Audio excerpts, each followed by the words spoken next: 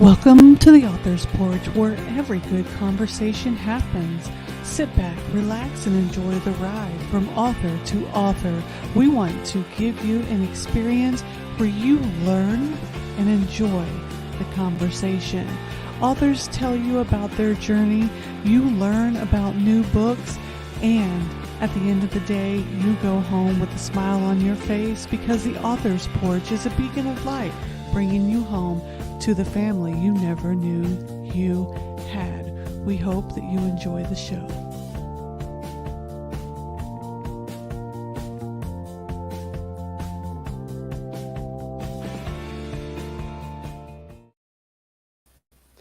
Hey everybody, welcome to the Author's Porch, where every great conversation happens. Tonight we are extremely excited to talk to Claudia Long. How are you doing, Claudia? I'm doing just great. I'm really super excited to be on this show. Well, Yeah. thank you for sharing your wonderful book with us tonight and your author career, of which I've had the pleasure of going in and diving a little deep and learning so much about you and what you do in the author world. And before we get to chitter chatting, like we always do here on the porch with our favorite drink, and show everybody your mug. Oh, okay. Yeah, I was Okay. complimenting it. I was like, "Oh, I like that mug." It's so Thank cute. you. Yeah, and It's got I've my got my water, coffee. which is just my sunshine cup. Um, so we sit on the porch, we have a good drink, a few laughs, a great conversation, and learn about the next best fantastic author that everyone is going to be reading. So, guys, Claudia Long is the author of quite a few books, if I Hmm. might add. So, some are in her trilogy that is set in Colonial Mexico from the 1690s to 1753s. She has a book that is set in women of the labor movement, 1920 San Francisco, and one which I really loved the that you said two sisters, their mother, and a Nazi thief. I was like, that is so cool. That those are not the titles of her books, but because she loves writing. About history and parts of history, some very fantastical moments within history, and then now, when she's not twisting her tales for her readers to escape in, she's an attorney by day in Northern California. But tonight, we're going to talk about her latest book, Our Lying Kin, which tells a human and haunting and raw licking story about what the pandemic has done to people and the power of family. Now it's a fiction tale, Hmm. so but it's fascinating.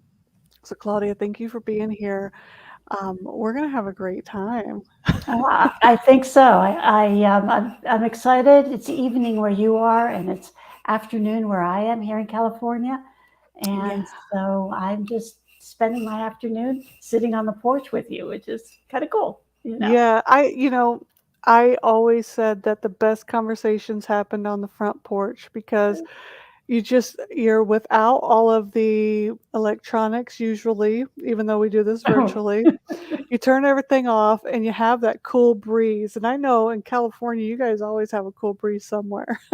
somewhere. Although where I'm living now, up at the top of Napa Valley, you Oh. know, it gets hotter, colder, wetter, and drier than in San Francisco. So, it's a little bit of, it can get a little extreme over here. Oh Uh, my goodness.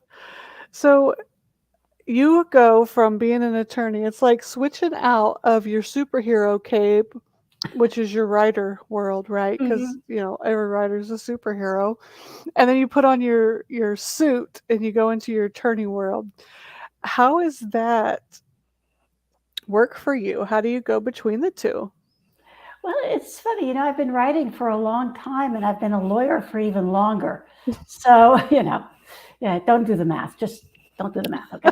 But I've been practicing law for over 40 years, and I actually love my work, believe it or not. I love the work I do as a lawyer because I'm essentially a peacemaker. I mediate disputes between employers and employees, buyers and sellers of real estate, people breaking up a business, and I try to find the peaceful path. But while I'm doing that, storytelling is very important because I need to listen more than just superficially, but deeply to the the disputing clients as they tell their stories, and then I get to tell them a few stories here and there myself. So I there practicing law is quite a bit of storytelling as well. Yeah. And then do you take what not the stories from the conflict resolution portion of your daytime job, but do you utilize that storytelling ability in your writing? Hmm. Well, obviously when I write books, I'm telling stories, Mm. and but I the cases, oddly enough, are not that interesting in the sense that, you know, fiction is larger than life, right? And Yeah. so the the quarrels people have are small, not small, but and they're vital to them, but they're encapsulated. And yeah, sometimes you get a little nugget that I steal, Yeah.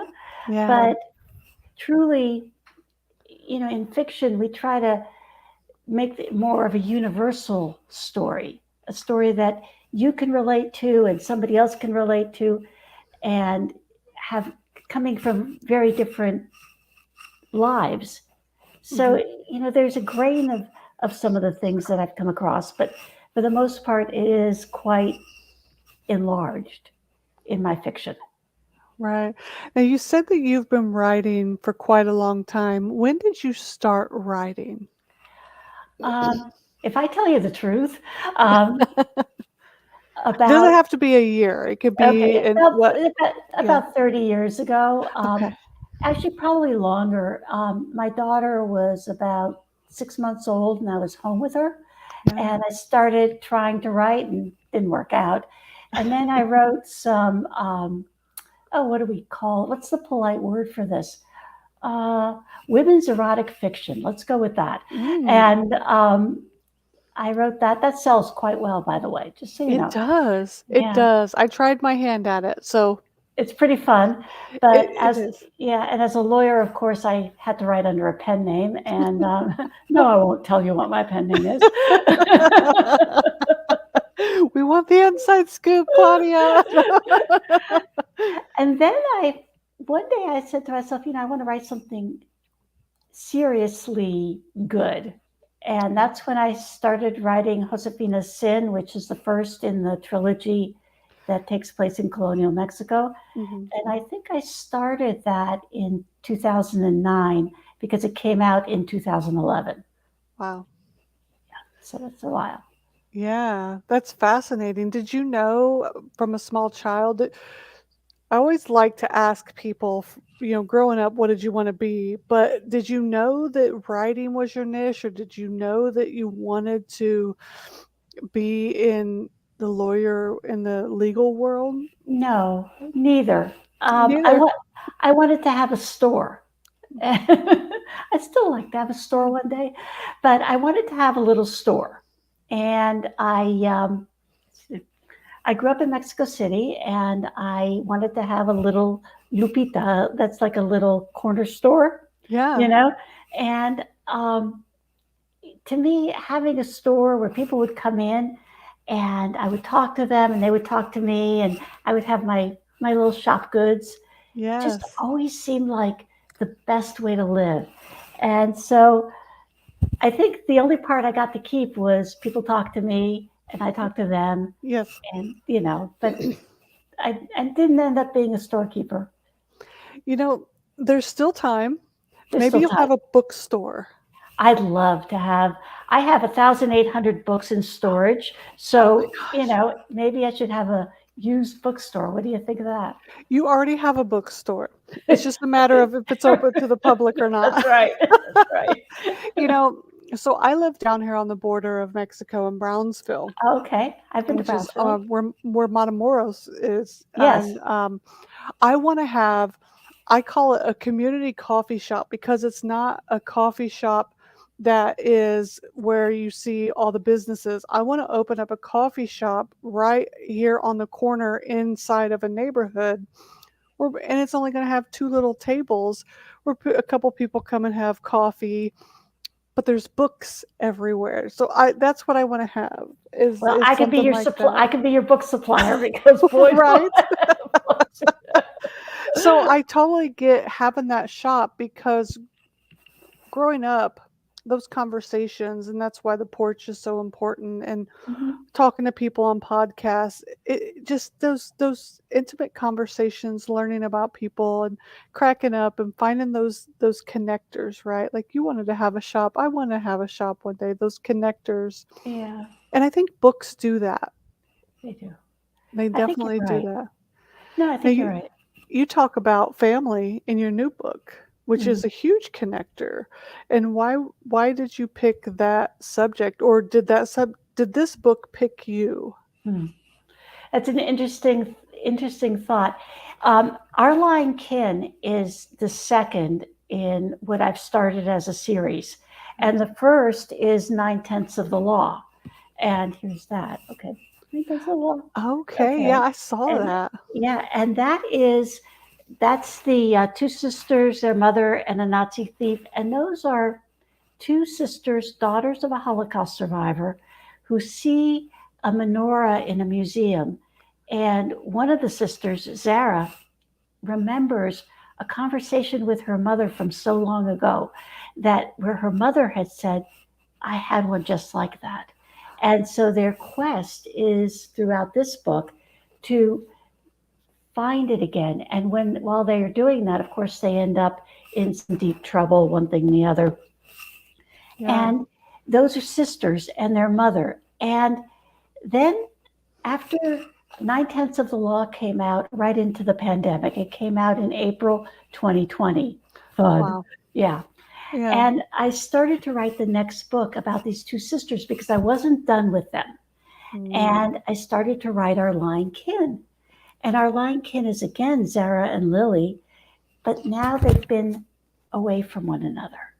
And when they come back together, it's there's a barrier because the isolation has made them more of themselves, more the worst of themselves in a way. Mm. And Lily has become, well, Lily's always been kind of a free floating, out there, gregarious, and maybe her relationship with the truth wasn't quite as tight as Zara would like. Yeah. And Zara's a lawyer, so, she's a little more square cornered and judgmental. And the pandemic has made her very judgmental, especially of Lily. Because I don't know if you found this, but I think we judge most harshly the people we're closest to. And, Yes. and so Mhm. Zara and Lily come back together and they are having some real problems connecting and they're angry with each other. They resent, Lily resents Zara's judgmentalness. Zara resents Lily's kind of running fast and loose with the law, not paying attention. And they get angry at one another. And in a way, part of the story of Our Lying Kin is bringing them back to one another. Mhm. But the other part is that Lily has been looking looking for trouble and looking at their family histories and discovering things that are very, very troubling about Mm. their past, about their father, about what he did to preserve his legacy. And so our lying kin, it's got a few layers of family and lies and discoveries and some really shocking things as they work through this. It sounds like it. It sounds very layered, and I love that these it sounds like these 2 girls have really captivated your heart, and you're compelled to continue to write. about things that they're experiencing in their lives. Yeah, I think that's true, and I don't think I'm done with them yet. I think Okay. there's going to be a third Zara and Lily at least, and you know, these are adult women. These are women, mature women, 59 and 60. But you know, that's part of they have a deep life. You Yeah. know, we've lived, we've lived and experienced. Yeah. And so learning about their past and their parents' past and their grandparents' past, it's it's quite a story. And it makes the layers very effortless, I guess you would say, when they have a life Yes. to talk about. I love characters that have depth and that have life behind them as well, because I can feel the years that they've lived have a story to tell. Mm. Uh, do you are any of your characters after somebody you know, or is it a culmination of multiple personalities? Well, it, some things are taken directly from life. For example, in Nine Tenths of the Law, after my mom passed away, Mm. my dad sat down with me and said, I want you to tell your mother's story because she was a Holocaust survivor. Oh, wow. And I said, Dad, I can't tell her story because it's hers, but I can tell the story of her. And so in Nine Tenths of the Law, there are two sisters. I have a real life sister, but she's certainly a very together person, unlike Lily. I mean, but, and I have the two sisters as daughters of the Holocaust survivor interweaving their mother's story. And so parts of Aurora's story in Nine Tenths of the Law are based on my mother's story of surviving the Holocaust herself. But, and in Our Lying Kin, Hmm. it's less so. It's much more inspired by, as Yeah. opposed to taking things that are directly true. But in a sense, if you think about it, the father in Our Lying Kid was born during a time during in 1927 or so, as my own father was. So I took that as truth. And for them, the only how do we say this? The only outlet they had for their emotions, having grown up for them in the John Wayne era, where they were expected to be manly and strong all the time, Hmm. was through anger. Hmm. And so the father in Our Lying Kin is unfaithful. He has some pretty intense secrets, and he's a very, very angry man. My own father was a delight. So, you know, but I took his era, you Yeah. know what I mean, and looked at what it would be like to grow up as a man in those times with so many pressures. And he too, he was a child of immigrants and Mhm. had his own stories that he couldn't tell. So I wove those into Our Lying Kin. I love learning about the personality traits, the different things from a person's life that they weave into their story to make it uniquely that individual story. Yeah. It's fascinating because there's so many aspects of human life that bring a fiction story to its fruition. Um, some people say pure imagination, which could be true, but I think some of the deeper stories that feel so vivid and that we connect to the most have points of origin, I like to say. Yeah, I think that's a great. I'm going to steal your phrase and say the points of origin. I love that. Um, I think. the stories come from our imagination, but the Yeah. emotions Mm. come from the depth and the point of origin uh, of our lives, of our experience, Yeah. and not just lived experience, although that's part of it, but learned experience. Yeah. Because if you read widely, I think that's one of the reasons that they say that reading gives you empathy, because you learn, you feel what other people feel, and you learn to respect their emotions. And I think that's one of the reasons that fiction is so important, is it brings us empathy for emotions and experiences that we perhaps haven't had ourselves for the most part. I mean, Yeah. I've never caught a murderer, you Right, know? right, but I sure do love reading books. Yeah. Right.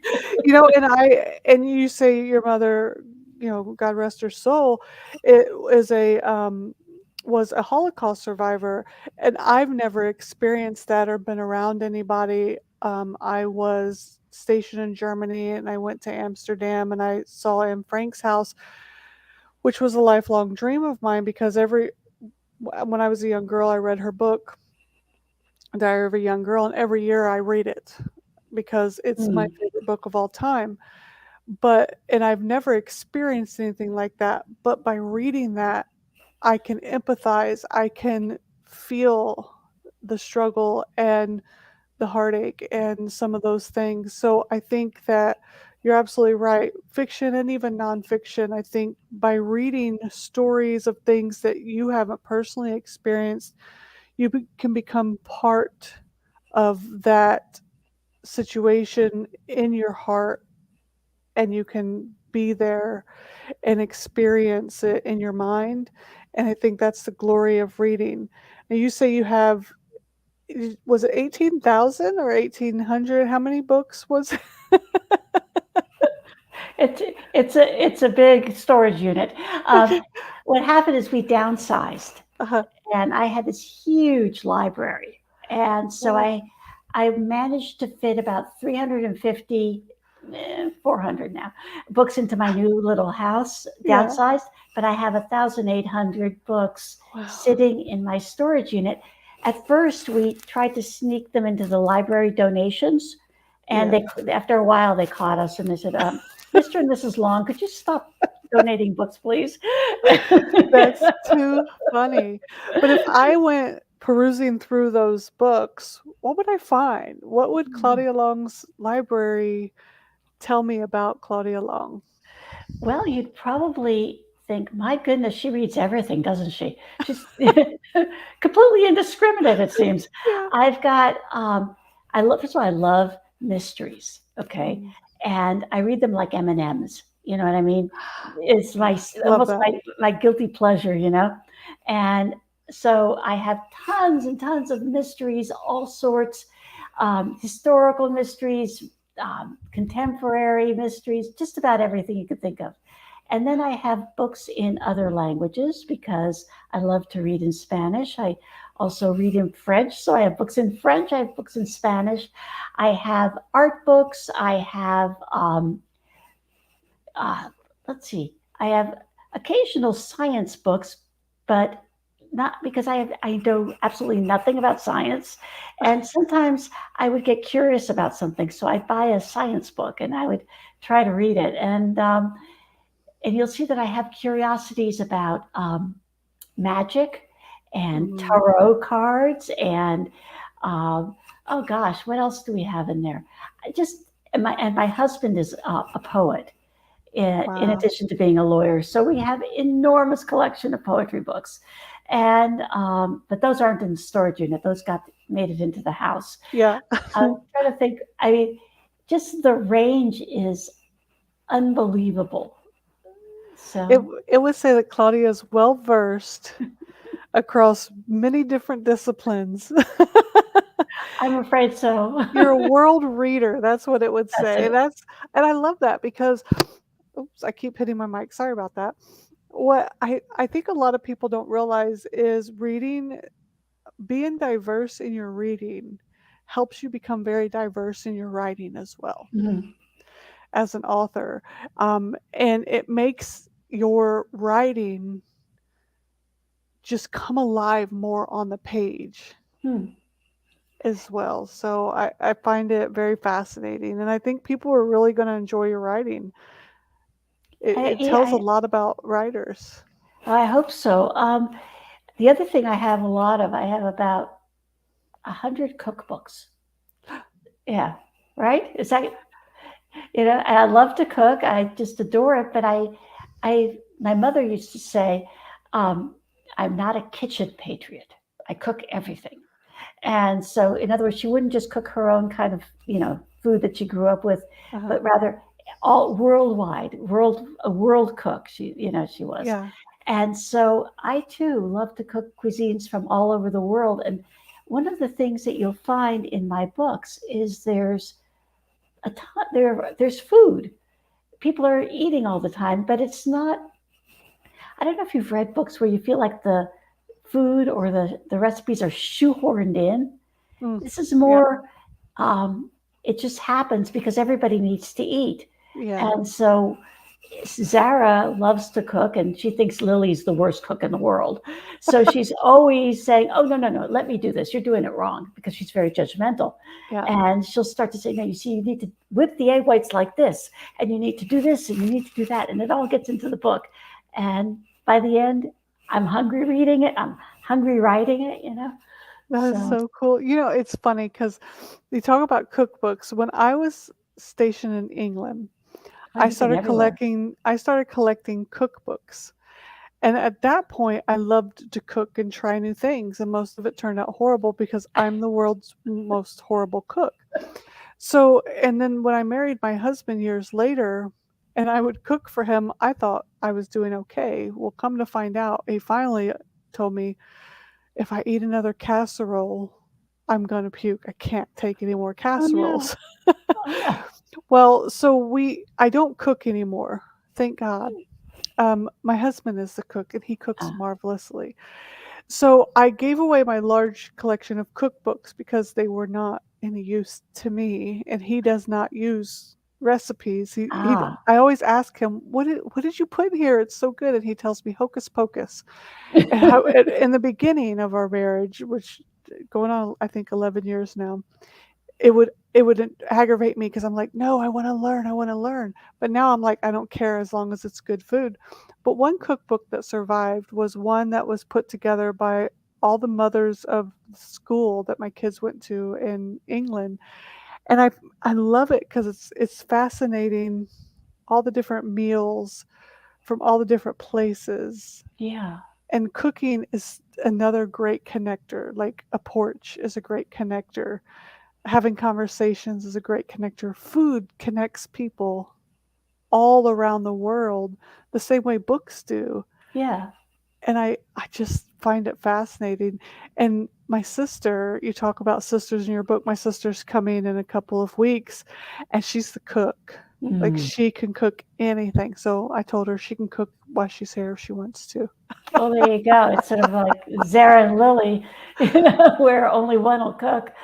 Oh, Since you bring that up, one of the most cherished cookbooks I have is um, my husband's mother was from Arkansas. And when we went to lay her to rest, there was a very small church in the town that she'd grown up, and they gave us a meal afterwards in the church, even though we were not from there anymore because she had grown up there.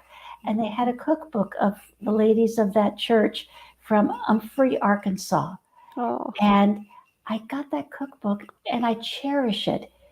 It's not because I want to make all that food all the time, yeah, but because they gave us such love, yeah, even though I am certainly not of that church. And it was so warm and welcoming. And that food reminds me and connects me to them. So, yeah. yeah, That's a beautiful story. Thank you for sharing. And your books will be more homey, a place where people can read and feel like home because of the things that you put into them, from the books that you have read, the books that you have kept through the years, and the experiences that you've lived in your life. And that's something that you're not going to be able to search online and find. Right. I don't think That's AI is going to be writing with that kind of That emotional is depth. true. That is true because it's not online, and I find I utilize AI a lot for a lot of different things, and instead of going and searching through multiple websites to research a certain Mhm, mhm. topic, I'll Of use course. AI and be like, "Just find it for me really quick." But they can't put that what you got from that church, that feeling, that emotion, that connector, they can't put nobody can. You had to have experienced it, and that's the beauty of books like yours, is getting that put into it, and and I love that. And I've had an absolute wonderful time, and we've got a great comment here. Um, Very loving and empathetic down in the South. It's a tradition to do that for families that lose a loved one. I love the South. I absolutely love the South. It doesn't say the name of the person, but we'll be able to see it when we go back in, because I always go back in after the show and look and try to see, because StreamYard doesn't always tell us who the person is. But the southern part of the United States, and even in the East Coast, and even in just different parts, are very connecting with people, and I love that. So I want to know, our Lionkin is out now, correct, Claudia? It is. It's Okay. available everywhere. Do you have it with you? We saw it on your mug, but do you have the book? Yay! So everybody can go get that, and that's published through Cassava Press. Am I correct? Casva Press. Casva. Cassava. Okay, Yes. awesome. I had another author on, Sam Wise. She was from the same publisher, Yeah. which is amazing. I love having people on from the same publisher. They're doing good work over there. And what is your next big project after, now that this one's out? After, well, right now I'm very busy talking about my book, but the next one, I don't have a title yet, but I've got the first draft, and I think they're going to be chasing a fake Caravaggio sketch, but I'm not sure what Zara and Lilly are completely going to find. So Ah, I don't have a title yet, but I want to thank the person who made the comment and assure them that I felt incredibly welcomed there when I went. yeah, they Arklahoma. I've heard Ah, of Texarkana. I haven't heard of Arklahoma. I love that though. well, I live up in the top tip of the Napa Valley, and where they grow the wine that you like so much. And so it's a very different place, but it's very beautiful up here. And if you're ever up here, just come on by. Awesome. And I have went ahead and put your links to the press's website where they can get the direct link to the book, and also your Facebook page, Claudia, so they can go and follow you to get those warm, homey feelings that we have gotten for this entire interview. And I want to thank you so much for being here tonight, because I've had an absolute wonderful time talking with you, getting to know you, and just sitting here on the porch having a drink of my water. And did you have coffee or tea in your cup? Coffee. It's my, I'm a coffee girl. I am too. I am too, but I'm having water now because I've had too much coffee today. So I'm trying to wind down so I can at least sleep at some point tonight. So thank you so much for being here tonight, Claudia. Is there anything that we left out that we haven't talked about that you want to make sure we get out before we head out for the night? Only that if you follow me on Facebook, follow me on Claudia H. Long Author, and that I'd love to hear from my readers. Please drop me a line and let me know if you have questions, or I hope you're enjoying it, and when the next book comes out. Awesome. Thank you so much. Thanks everybody for being here. Join us, because in 20 minutes we have another show coming on, and we're going to be talking to you guys with Andrew Morel coming out of Canada. We're super stoked. But Claudia has been a great guest. We are going to be showing some more of her work very soon. Thank you again, Claudia. We will catch you later. Bye, Thank you so everybody. much. Bye bye. It was a Bye. pleasure. Thanks.